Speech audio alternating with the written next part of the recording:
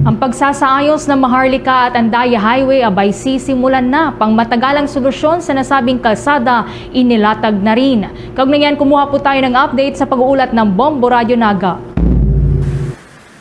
Binigyang diin ni DPWH Secretary Vince Dizon na nakabilin-bilinan ni President Ferdinand Marcos Jr. na sa pagsimula ng bagong taon ay masimulan na rin ang pagsasaayos ng Maharlika at Andaya Highway.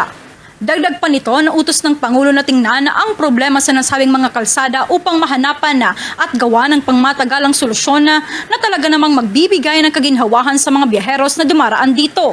Ayon pa kay Dizon, sisimulan na nila ang pagpaplano at habang tag-init pa ay sisimulan na ang pagpapagawa at pagsasaayos ng Maharlika at Andaya Highway. Paglinaw pa ng sekretaryo na ibibigay nila ang lahat ng pondo at anuman na kailangan sa rehabilitation ng kalsada.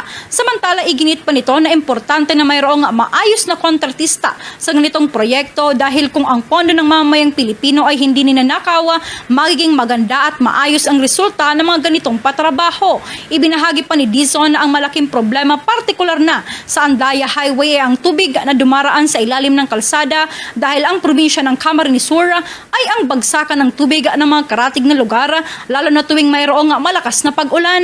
Kaya sa pagsasaayos ng kalsadang ito, kinakailangang lagyan ng tamang drainage at tamang daanan ng tubig upang hindi palagi at agad na nasisira ito.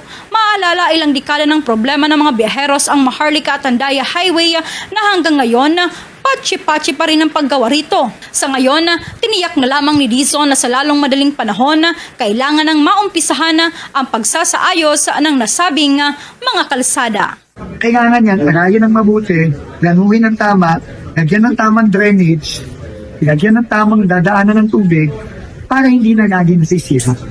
So, kailangan talaga yun ang gawin. Yung problema, hindi ganun ang ginagawa nitong ilang dekada na. Ang ginagawa lang, pag nasira, paputsiin, masisira ulit, paputsiin ulit. So, yan pong gagawin natin. Magsisimula po tayo sa pagpaplano na ngayon. Pero habang tag-init pa, sisimulan na natin ang pagpapagawa. Mula rito sa Bombo Radio Naga, ito si Bombo Angelica Basquinia. This is Bombo Radio Philippines, the #1 and most trusted source of news and information. Basta Radyo, Bombo!